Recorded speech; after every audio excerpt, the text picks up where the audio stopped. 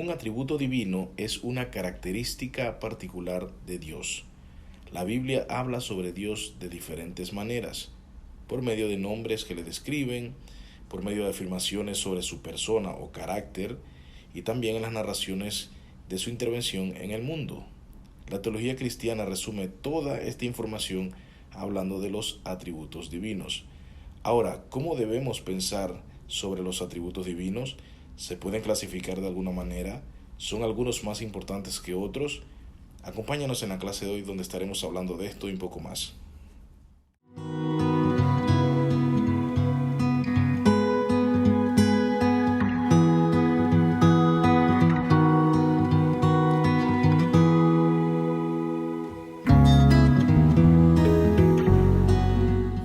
¿Qué es adoración?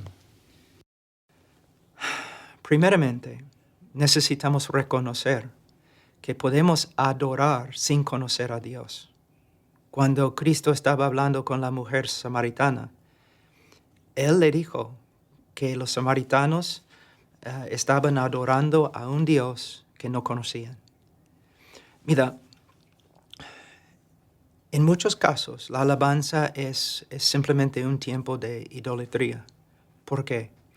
Si voy a una iglesia, ¿no? Y yo digo a cada persona que está ahí, okay, yo te voy a dar una hoja y un lapicero. Escríbeme los atributos de Dios en la hoja y define cada atributo. La mayoría de las personas que están en la iglesia no van a poder hacerlo. Pero adoran a Dios con tanta emoción. Están adorando a un Dios que no es necesariamente el Dios de las Escrituras. Juan Calvino dijo que el corazón humano es una fábrica de ídolos.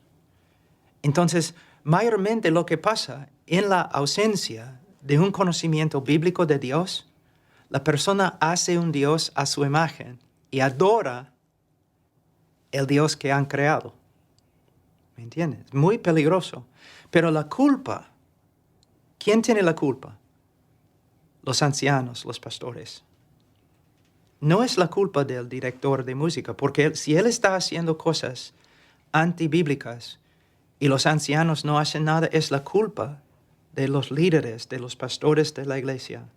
Y demuestra, no solamente que el director de música no teme a Dios, sino demuestra que los pastores no conocen a Dios, no entienden las Escrituras o no temen a Dios. Se me viene a la mente el relato del becerro de oro. Sí. El pueblo le pide a Aarón que le haga un Dios. Y él mismo le dice, aquí está el Señor que los sacó de Egipto. Ellos pensaban. Hermano, usted tiene razón, porque de nuevo es la culpa de los pastores, porque no están predicando las Escrituras, no están enseñando al pueblo quién es Dios. Y cuando hay una falta de conocimiento de Dios, el hombre va a crear su propia imagen, una imagen, un ídolo. Entonces la adoración es un don precioso que el Señor nos ha dado. Pero no tenemos ningún derecho de adorar a Dios conforme a nuestras opiniones. Especialmente cuando nuestras opiniones no están influenciadas por las Escrituras, sino por la cultura. Yo he entrado en iglesias, hermano, y yo estaba ahí pensando, ¿estoy en una iglesia o una discoteca? No debe ser así. Santidad, reverencia, el temor de Jehová, ¿no? Debe ser lo que controla nuestra adoración. Wow. ¿Escucharon eso? Qué tremendo. Por eso es que esta sección se llama Los atributos de Dios. Porque como vieron, Paul Washer dice ahí, y imagínense que que haga eso en la roca, o que ahorita yo haga ese examen y le paso una paginita, o que pongan en el chat todos los atributos de Dios con bases bíblicas y todo lo que implica. La gente no sabe el Dios que está adorando quién es.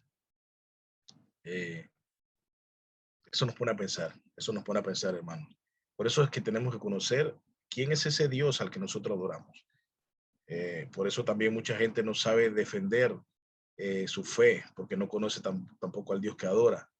Y por eso que montones de cristianos en el mundo actualmente hacen el ridículo, tanto hablando de Dios, eh, como también lo hacen en las iglesias, creyendo que están dando una adoración a Dios. Muchos cantos ni siquiera están hablando de lo que es Dios, sino de un Dios que se cree en los cantos. Hay muchos cantos que parecen que le quitas la palabra Dios o Jesús o Cristo y fácilmente puedes poner el nombre de una mujer o de un hombre, de lo sensual que suena, de lo romántico mundanal que suena. ¿Ves? Como hay una canción que dice, enamórame de ti, Señor. O sea, enamórame. Eso, ¿cuándo en la Biblia se ve eso? Esa palabra hacia Dios. Y ahí podemos ir hablando de varias canciones. Creo que tal vez ponga un par de ejemplos de algunas canciones que la gente en la iglesia la está cantando. Y son canciones que son canciones idolátricas, porque no son al Dios verdadero al que son dirigidas, sino a otro Dios producto de la imaginación humana, producto de la mente depravada, producto de la propia concupiscencia de las personas. Así que tenemos que tener mucho cuidado, mucho cuidado con esto. Bien, así que creo que con esa introducción que hizo Paul Washer allí, entonces podemos nosotros meternos en el estudio de hoy sobre los atributos de Dios. ¿Qué es un atributo? Es algo que se conoce, en este caso, de Dios. Es algo que forma parte esencial del ser, por decirlo así. O sea, es algo que distingue algo, eso es un atributo. Así que, hablando de lo que se conoce, de lo que se conoce de Dios, vamos a ver varios atributos y vamos a ver una clasificación también. Pero antes de eso, vamos a hablar de la importancia de conocer los atributos, como dijo Paul Washer, en la adoración. Entonces, la adoración, como todo lenguaje del amor, y esto repito, esto es una analogía a lo que vamos a ver primero, no es que a Dios se le trate igual con palabras como se trata a una pareja, sino lo que quiere decir es que en la Biblia hay una analogía del esposo y la esposa, de Dios siendo esposo y el pueblo de Dios o la iglesia de Dios como la esposa. Eso yo lo tengo ustedes espero que no duden de eso, porque Efesios dice, esposos amad a sus esposas, así como Cristo amó a la iglesia y se dio a sí mismo por ella. O sea, ahí vemos la comparación de la iglesia y Cristo y de la esposa y el esposo. Así que sí, hay una analogía allí entre esposo y esposa que se da en el plano de Dios y su iglesia. Sin embargo, eso no quiere decir que usemos el mismo lenguaje, ni siquiera erótico, ni siquiera sensual, ni siquiera romántico. ¿Entiendes? Ni siquiera romántico. O sea, eh, no, eso no, porque eso atenta contra los atributos de Dios. Por ejemplo, atenta ese romanticismo mundanal que se vive aquí en la tierra, atenta contra la santidad del Señor. Entonces, por eso vamos a conocer eh, a qué se refiere cada atributo de Dios. Entonces, la adoración, como todo lenguaje de amor, ya aclaré eso, consiste en gran parte en repetir en tono de alabanza las características de la persona que amamos. ¿Ya? Ojo, por eso el lenguaje de amor, característica de las personas que amamos. No está diciendo hazlo de la forma romántica, sino es en cuanto a reconocer lo que a ti te guste la persona o sea, que eso que te gusta es lo que la persona posee, es un atributo que la persona va a poseer y eso es lo que te gusta y vas a alabar eso. ¿Ya? Esa es la parte que nosotros tomamos en esta analogía. No hacemos la analogía en la forma de las palabras que se usan ni del cortejo en ese sentido, sino más bien de cómo se realza o resalta el atributo de la persona que uno ama. Y hay algo muy importante en eso. Ya le voy a decir una ilustración que yo he usado otras veces que he hablado de esto. Un novio alaba a su novio hablando de las características que la distinguen, pero es necesario que las características sean verdaderas. Una vez en una clase yo dije, no sé si se recuerda, pero yo usé una vez una clase y dije, hermanos, imagínense que bueno, yo le voy a hacer una canción a Ceci como mi esposa, y yo digo, bueno, y ustedes ya conocen a Ceci, todos los que están aquí conocen a Ceci, entonces, imagínense que yo empiece de que cabello rubio me encanta y tus ojos verdes me enamoran cada día más. O sea, imagínense, yo estoy escribiendo esa canción a Ceci, tu cabello rubio, tus ojos verdes, y a pesar de que eres pequeña y mides 1,60, aún así me encanta. O sea, el que me está escuchando va a mirar al otro y va a decir, Pablo le está escribiendo eso a otra mujer, no es a Ceci. ¿Cierto? ¿Me explico? ¿Y cómo miraría usted? ¿O me miraría a mí o miraría al que está a su lado? Usted quedaría como, uy, la está, Dios mío, pobrecito, la que le espera después. Bueno, así mismo hace la iglesia hoy cuando empieza a cantar cantos que no describen a Dios.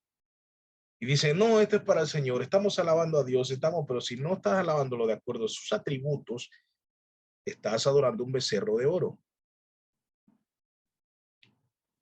¿Se entiende? O sea, estamos adorando entonces un becerro de oro si tú estás adorando a Dios sin tener en cuenta sus atributos. El que adora a Dios tiene que adorarlo como Él es, según lo que Él es, de acuerdo a sus atributos. Repito, Ceci no tiene los ojos verdes ni su cabello es rubio. Entonces, ella me va a dar una cacheta y va a decir, ¿quién está escribiendo esa canción?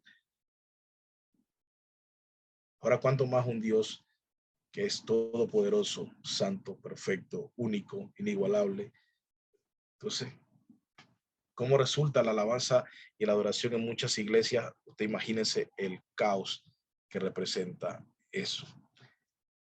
Entonces, la Biblia usa la metáfora de los novios para ilustrar nuestra relación con Dios, y esto implica que el lenguaje de la adoración es como el lenguaje de los novios, repito, en cuanto a resaltar los atributos, las características, las cualidades, las virtudes de esa persona. Asimismo, también nosotros tenemos que ver la adoración. Pero eso no lo pueden hacer ustedes en un plano acá terrenal, no lo pueden hacer con sus parejas si ustedes no toman el tiempo de conocerla. ¿Me explico? Si usted no se toma el tiempo de conocer a la persona, que su esposa, su esposo, su novio o su novia, hermano, eso es un desastre. Usted lo sabe que esa relación va a fracasar si no se conocen. Bueno, así mismo fracasa nuestra relación con Dios si usted no conoce al Dios que usted dice adorar. Claro, quiero aclarar algo, no tendremos todo un vasto conocimiento, no tendremos a cabalidad de que, bueno, yo conozco a Dios en la totalidad de Dios porque Dios es infinito y nosotros somos finitos. Y se acuerdan que en teología de la teología reformada hablamos de eh, que lo finito no puede captar o no puede entender lo infinito, ¿ya? Finitum non capax infinitum. Entonces, recuerden que nosotros tenemos esa limitante. Sin embargo, escuchen esto, hermanos. El conocimiento que yo tenga de Dios y el que se exprese en adoración, en alabanza o en realzar un atributo de Dios, el que tenga, por muy mínimo que sea, aún así debe ser cierto. ¿Se entiende eso? O sea, habrán unos que conocen más de Dios, otros conocen menos de Dios, pero ambos, tanto el que conoce más como el que conoce menos, lo que digan ambos debe ser cierto. O sea, el conocimiento leve que usted maneje de Dios tiene que ser un conocimiento cierto, verdadero, conocimiento real. Así yo no le estoy exigiendo, claro, si usted ama a Dios, usted va a querer conocerlo cada día más. Pero si usted se siente que usted conoce menos a Dios que otras personas, pero al menos preocúpese porque lo que usted conozca de Dios sea cierto, sea verdadero. Eso es muy importante para que se dé la adoración genuina. Bien, habiendo dicho eso, entonces, si vamos a adorar a Dios, es necesario que tengamos un buen conocimiento de Él, expresado como afirmaciones de sus atributos. O sea, que lo que yo diga, expresado en afirmaciones, o sea, en proposiciones verdaderas, sean de verdad sus atributos, sea con base en sus atributos, no en lo que yo creo. Ya, en lo que yo creo, y me refiero a lo que yo creo fuera de la Biblia, en mi mente carnal, así no se puede. Entonces, un atributo es algo que se conoce de Dios, algo que podemos afirmar acerca de la naturaleza de Dios. Es algo que podemos sostener como verdadero. algo que podemos sostener como verdadero. ¿Se dan cuenta? Acerca de ese Dios. Igual que el novio, tenemos que tener mucho cuidado con lo que decimos y que cuidar que sea verdadero. Como mostré en el ejemplo que usé de Cecilio, hay que cuidar eso, que lo que se diga sea verdadero, porque si no, vamos a estar en serios problemas. Bien, si afirmamos algo como la verdad sobre Dios y lo alabamos por ello, nos conviene que de veras sea cierto. Estoy haciendo énfasis en esto. Estoy haciendo énfasis en esto para que usted lo pueda tener ahí presente, lo tenga claro, que usted se lo repita, para que usted eso lo motive. Porque claro, tampoco esto es para desanimarlo, sino para que usted se motive a conocer más ese Dios en el que usted cree, ese Dios al que usted adora. Así que tenemos que tener eso claro. Nos conviene que lo que digamos de Él sea de verdad cierto. El conocimiento de Dios también, escuchen esto, esto es muy importante, hermanos. El conocimiento de Dios también es indispensable para comunicar a nuestros prójimos la verdad sobre Dios en nuestros esfuerzos evangelísticos. Y esto es algo, hermanos, esto es algo que se descuida mucho, de una persona evangelizando en el parque, diciendo atorrancia de Dios, describiendo un Dios que no es el Dios bíblico. Se dan cuenta cómo conocer los atributos de Dios, conocer a Dios, afecta nuestra adoración y toda nuestra vida, porque hasta a la hora de evangelizar a una persona, usted tiene que conocer los atributos de Dios, porque hay mucha gente que cuando evangeliza, Dios usa todo, y hay personas que con una evangelización mediocre y todo, digamos, disculpe la palabra, pero chambona, pues, Dios utiliza eso para que la persona pueda llegar, porque son los medios que hay, ¿no? Dependiendo del lugar, pero hay que ser serio también en la evangelización. Note que la persona viene y se convierte y a la semana ya quiere andar evangelizando porque quiere servir a Dios, y lo mandan allá a evangelizar y allá va gritando con un megáfono diciendo locuras, barbaridades. Entonces tenemos que tener mucho cuidado con eso. Tenemos que tener mucho cuidado con eso. Porque a la hora de evangelizar también necesitamos decir bien quién es Dios.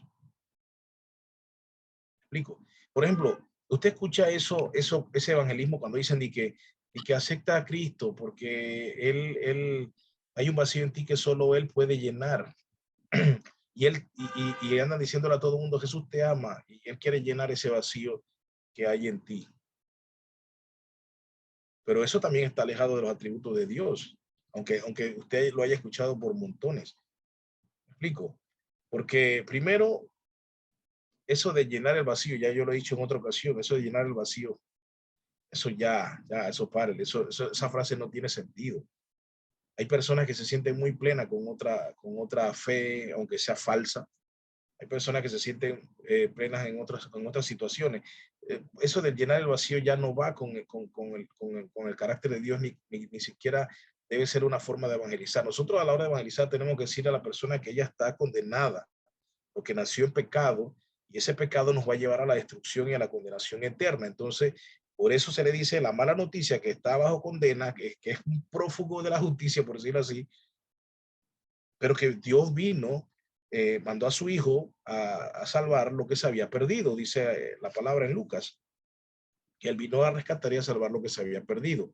Ahí está el evangelio, la buena noticia. Entonces, él murió para darnos vida, y vida en abundancia. Entonces, no, déjense del vacío, no, que hay un vacío en ti, no, que yo solo, no, no, ese no, se anuncia, se evangeliza diciendo a la gente su estado, su condición, y se le invita a salir de esa condición, salir de ese estado. Y si el Espíritu Santo lo regenera, entonces podrá venir a Cristo y recibirlo como Señor, aceptarlo como Señor y Salvador. Hoy hay otra gente que habla excesivamente cuando evangeliza del amor, amor, amor, amor, amor, amor, y nunca habla del juicio. Hay otros entonces que hablan mucho de juicio, juicio, juicio, juicio, y no hablan entonces del amor. Yo no puedo hablar más de un atributo que de otro en el evangelismo. Yo tengo que hablar lo que es.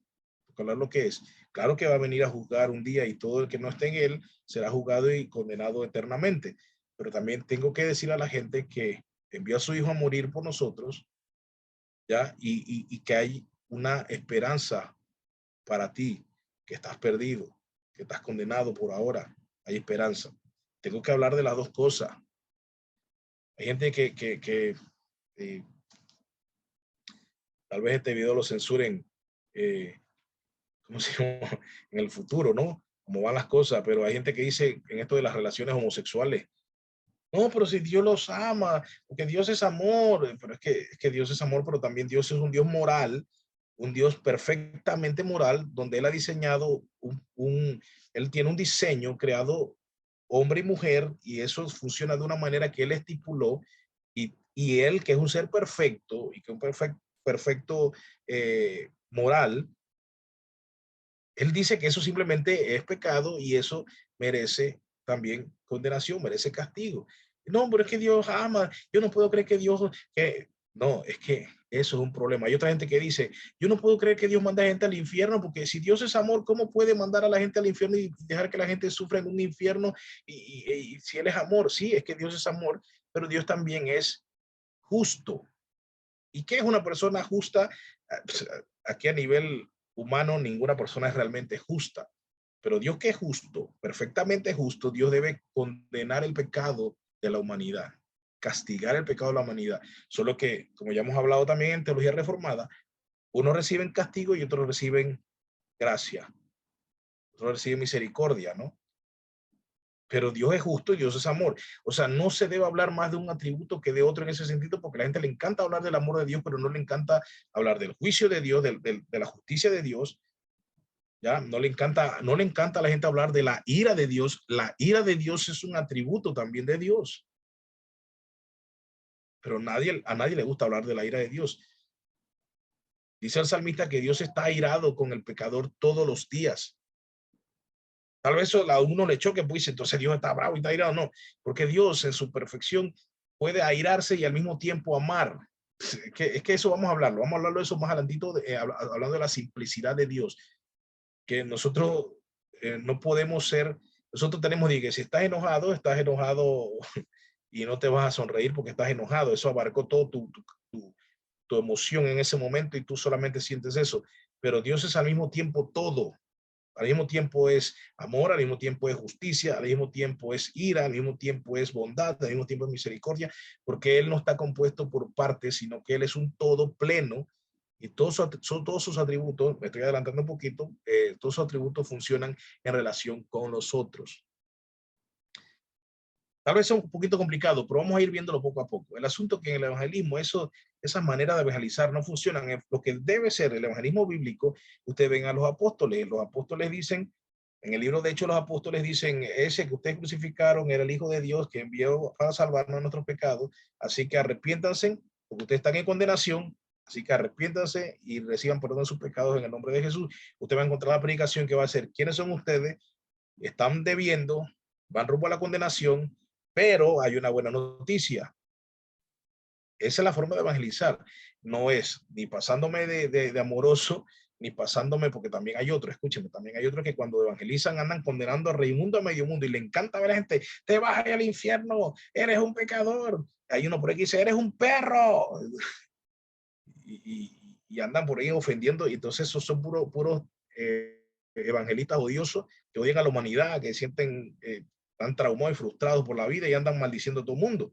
Eso tampoco es evangelismo.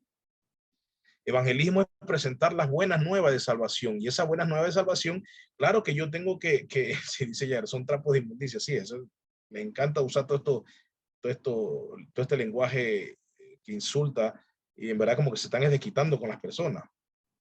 Pero el evangelismo es presentar la buena noticia, y obviamente si voy a presentar una buena noticia, yo tengo que presentar las malas noticias para que puedan ser buenas. ¿Por qué? Porque la gente no va a entender las buenas noticias.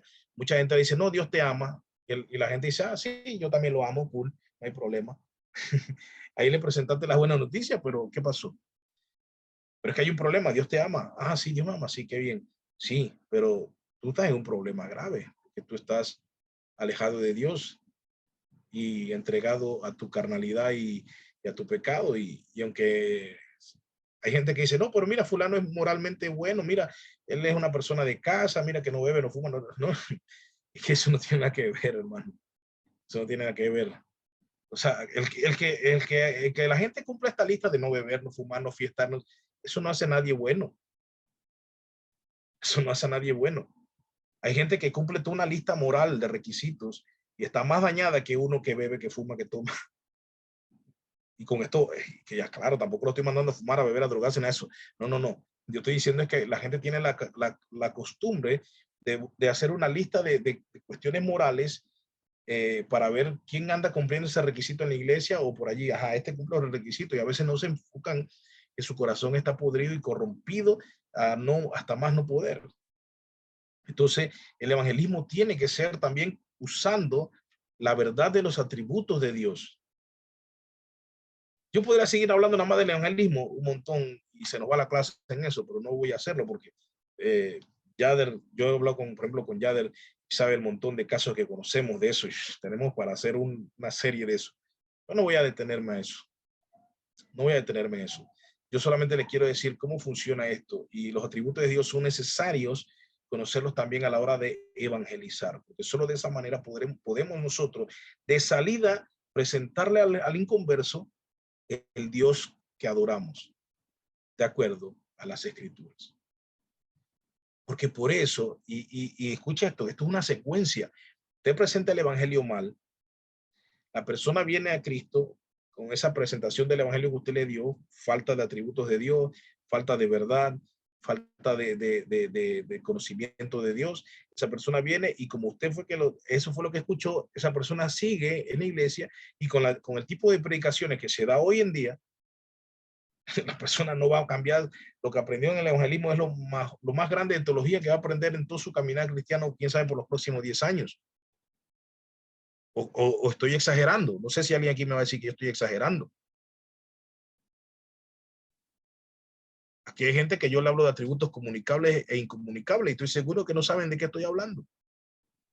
Y tiene más de 10 años en la iglesia. Yo no quiero tampoco estoy humillándolos ni ofendiéndolos ni tampoco menospreciándolos. No, no.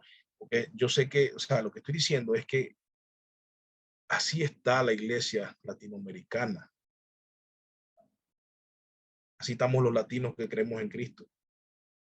Hay un déficit de conocimiento de Dios. Entonces hay que ponerse pila en eso. Por eso esta clase que estamos haciendo como una introducción, yo quiero que usted se ponga pilas en eso. Yo lo animo a que usted conozca al Dios que usted adora para que usted sepa que Dios está adorando. Claro, y así usted va a poder defender su fe también con las personas que demandan razón de su fe. Usted puede defender porque usted entiende quién es Dios. Pero si no, no lo puede hacer. Una vez en una de estas clases me preguntaron que si Dios, porque pedía la adoración, era egocéntrico. Yo dije, wow. Eso es no conocer el carácter de Dios. Pensó que Dios era egocéntrico porque pensó que Dios era como si esa persona que preguntó eso, esa persona, las alabanzas que recibe la gente le llenan y eso es para satisfacción personal y para satisfacer su ego. Ella, porque fue una mujer, ella denigró a Dios a su estatus. Dios es como yo. No, hermano, es que Dios, cuando se le da la alabanza a Dios y Dios exige la alabanza solo para Él y la adoración solo para Él, es porque la adoración, cuando se la damos a Él, bendice a nuestro prójimo y nos bendice a nosotros mismos. Dios no recibe ningún beneficio de nuestra adoración. Nosotros recibimos el beneficio de la adoración que le damos a Dios. Pero ¿por qué la gente cree que le da un beneficio a Dios y piensa como esta persona que decía, ¿por qué necesita adoración? Que eso es puro egocentrismo, porque no entiende el atributo de Dios de la plenitud. No entiende que Dios está pleno, no entiende la perfección de Dios. Pero cuando tú entiendes que Dios es perfecto, entonces tú entiendes que tu adoración no le va a dar más perfección, tu adoración no le va a llenar un hueco a Dios, tu adoración no va a llenar un vacío que hay en Dios, tu adoración es, cuando tú se la das a Dios, es como un espejo que refleja a ti y te bendices a ti mismo y bendice al prójimo. Porque como dije en una de las clases, que la adoración también es obediencia, o sea, obedecer es adorar. Entonces, cuando tú obedeces a Dios sobre no mentir, no le mientes a tu prójimo. ¿Quién recibe el beneficio? Yo pregunté aquel día. ¿Quién recibe beneficio? Tu prójimo. Dios no recibe beneficio porque tu mentira a Dios no le afecta porque Él sabe cuál es la verdad. O sea, Dios sabe cuál es la verdad. Tú a Dios no le puedes mentir, pero a tu prójimo sí le puedes mentir. Pero cuando tú no mientes adorando a Dios y que, bueno, yo no voy a mentir y eso es adoración, entonces tu prójimo recibe el beneficio de que tú no mientas y que sea una persona que hable con la verdad. A tu mujer, repito lo que dije ese día también, a tu mujer, que tú no seas un adúltero, eso no le beneficia a Dios porque Dios no está casado contigo. ¿Me explico? Que tú no seas un adúltero le beneficia a tu mujer, pero que tú no seas un adúltero es adoración. No sé si me entienden, es adoración. Pero Dios no se beneficia de eso porque, ay, Dios no está de que, viste, este hombre me es fiel. Qué ridiculez y qué locura sería decir eso. Pero tu mujer recibe el beneficio o tu esposo recibe el beneficio de tu fidelidad, que es adoración a Dios. Entonces, cuando nosotros entendemos el atributo perfección de Dios, o sea, que realmente ni siquiera, o sea, podemos imaginar porque nosotros no conocemos nada que sea tan perfecto como es Dios. Entonces, no, vamos a entender entonces que Dios no necesita nada y que todo lo que hagamos en adoración entonces se va a reflejar para bien de nosotros y de nuestro prójimo. Entonces, esta persona que decía que Dios es egocéntrico, ¿por qué lo decía? Porque no conoce los atributos de Dios. Y así podemos, por ejemplo, una persona una vez también me dijo, en un lugar me dijo, y esto lo dicen también mucho los escépticos y los ateos, que tiene que ver también con la plenitud y la perfección de Dios. Tiene que ver con esto de que Dios, por ejemplo, me dijeron a mí una vez, no, que Dios creó al hombre para entretenerse y para ponerlo a jugar y ver cómo se pelean y se matan. Y yo le digo, no, es que tú no entiendes eso. Tampoco has entendido el atributo gracia. ¿Me entiendes? No has entendido el atributo amor en comunión, el amor que se comparte, que Dios quiso compartir con su creación. O sea, no vas a entender un montón de cosas de Dios si tú no entiendes los atributos de Dios. Dani Berríos dice una canción, se llama Alaba. Dice, ¿cómo es? Dios no rechaza oración. Oración es alimento. Dios no rechaza oración porque la oración es alimento. ¿Para ti o para Dios? Bueno, el contexto me parece que la oración es alimento para Dios. Eso no es conocer a Dios. Eso es pensar que Dios es como Zeus. Ya una vez también lo hablé, en la película de esta Furia de Titanes, que la gente dejaba de orarle a Zeus y Zeus se debilitó y empezaron a orarle a Hades y Hades entonces tomó fuerza. Eso es paganismo puro, hermano. Eso es no conocer a Dios y me sorprende que Dani Berríos, que tiene como 1000 años en el Evangelio, literalmente, Dani Berríos compite con Mayín Correa ahí en cuanto a quién es más viejo. Eh, y Dani Berríos, oye, viejo en la iglesia y comete una cosa como esa. Dios no rechaza oración, oración alimento. Este hombre estaba pensando en los dioses griegos, en la mitología griega. Entonces, por eso tenemos que conocer a Dios, para no caer en estas cosas. Hay otra canción de Cristín de Cleiro que dice, o de Clairo, como se pronuncie, ese nombre, de cómo es, no sé qué palabras usar que provoquen que me quieras más de lo que me amas. Algo así. Wow, wow. Primero, ella cree que las palabras de ella van a mover a Dios y van a hacer que sus palabras, o sea, ella cree, ella, una mortal y, y hasta, disculpen lo que voy a decir, pero hasta pagana, yo creo, ella va a decir que va a poder decir unas palabras a Dios que van a hacer que él rompa su inmutabilidad para que él cambie y la ame más. Eso no es conocer la inmutabilidad de Dios. No se conforma con eso y en otra canción dice incontrolable amor de Dios. La, incontrolable amor de Dios. Incontrolable amor de Dios. O sea, Dios no tiene control de su amor. Se le salió de control el amor a Dios. Eso no es conocer a Dios, hermano. En las iglesias cantando la canción con la mano alzada, llorando la gente. Todos están adorando y Dios dice, oye, ojo, yo estoy acá, pero están adorando a otro. Están adorando al becerro. Hey.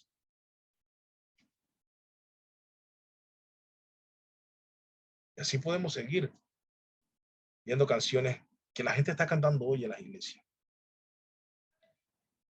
Hay otra persona que dice, increíble es tu amor. Na, na, na, na. O sea, increíble. Bueno, el amor de Dios para mí es totalmente creíble. O sea, no sé si alguien, para alguien aquí el amor de Dios sea increíble. Sí, cuando levanto mis manos, peor.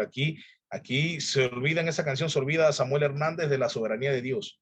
Se olvida que Dios es soberano y él dice, no, cuando yo levanto mis manos, comienza a caer el fuego, dice.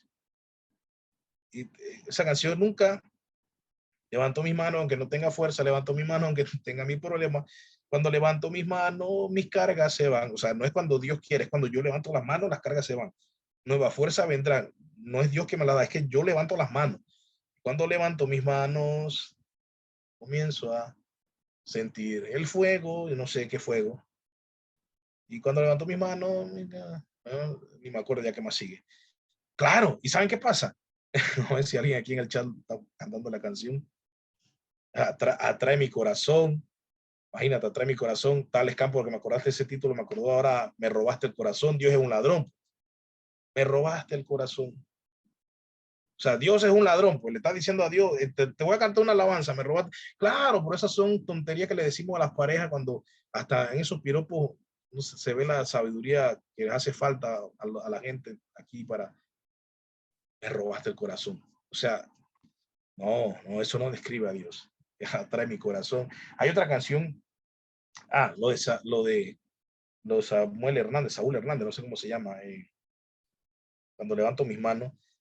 Hermanos, por eso es que esa canción, yo les voy a decir algo, cierran el PH con esa canción, cierran el Exxon con esa canción, ponen allá, la mano arriba, la emisora Space, la otra, no sé ni cómo se llaman, Satán de emisora, todos tienen esa canción.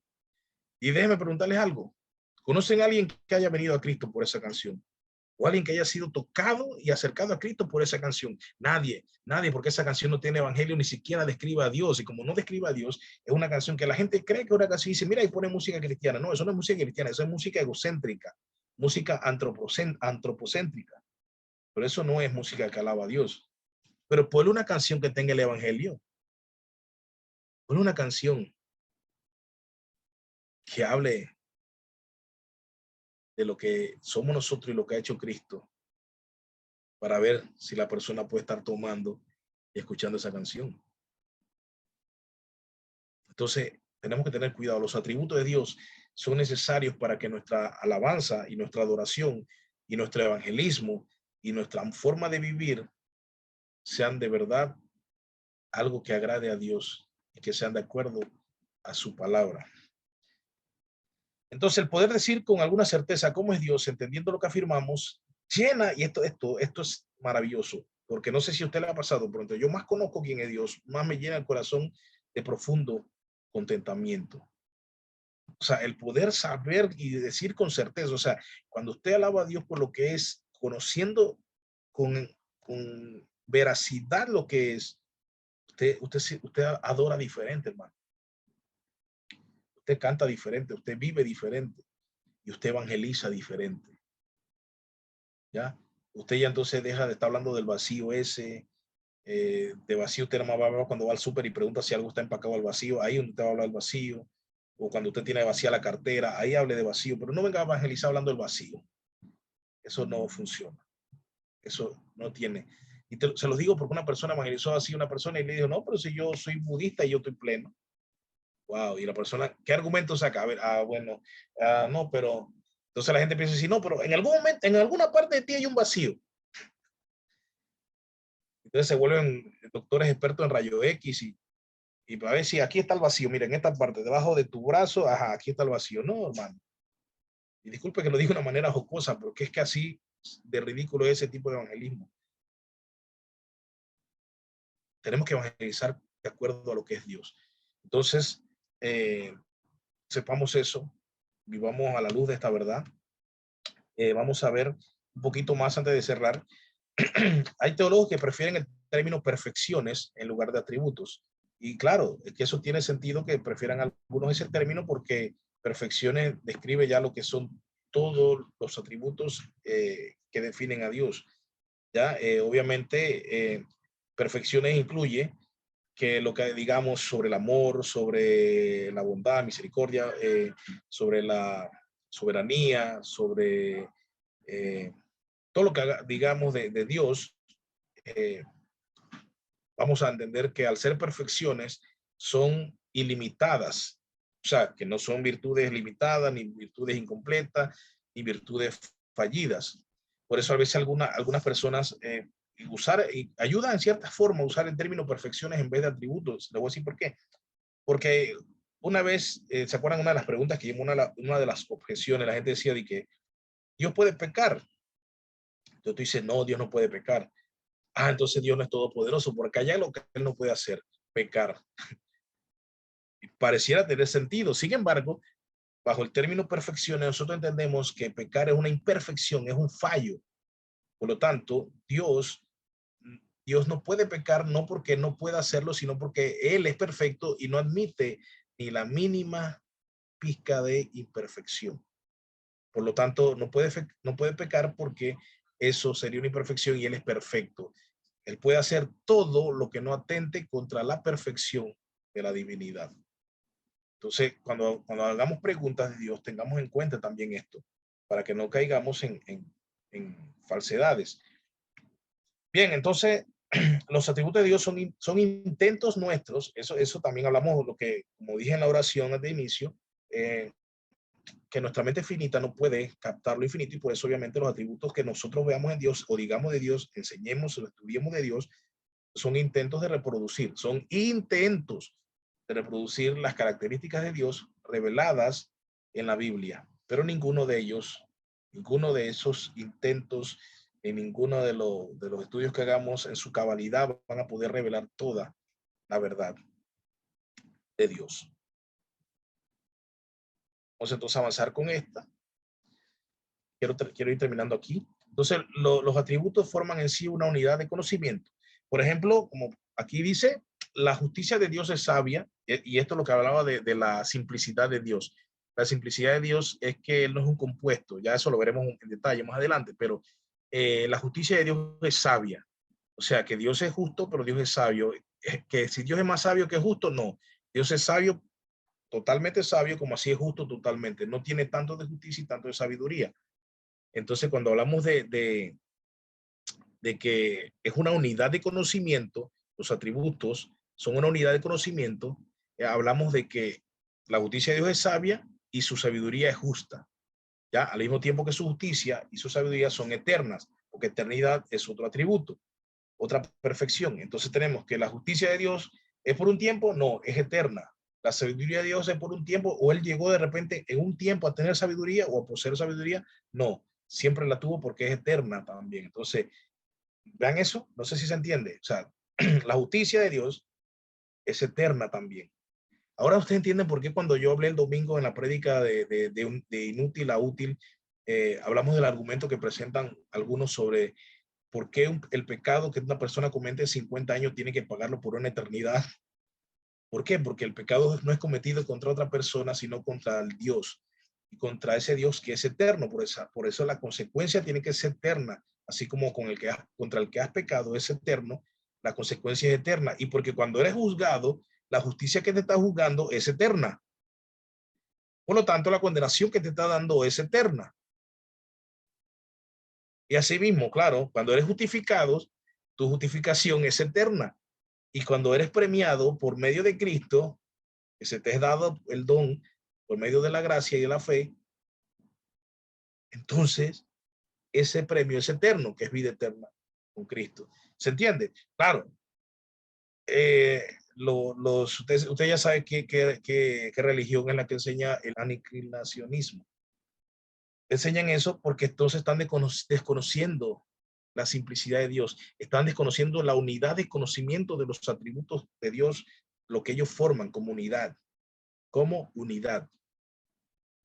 Dios es justo y su justicia es sabia, y su sabiduría es justa, y su justicia y su sabiduría son eternas, y su eternidad,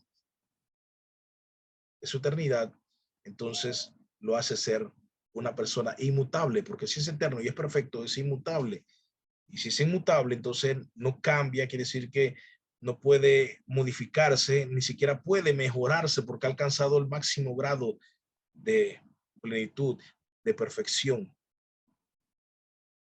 Entonces es importante que nosotros conozcamos a Dios por eso. Ahora, la clasificación que se ha empleado en la iglesia, esto es por cuestiones de estudio, por lo menos desde el tiempo de la Reforma, acuérdense, ¿no? Después de 1521 que empezó todo bueno, 1517 que empezó Martín Lutero clavando las 95 tesis, pero empezó estrictamente de 1521 por allí.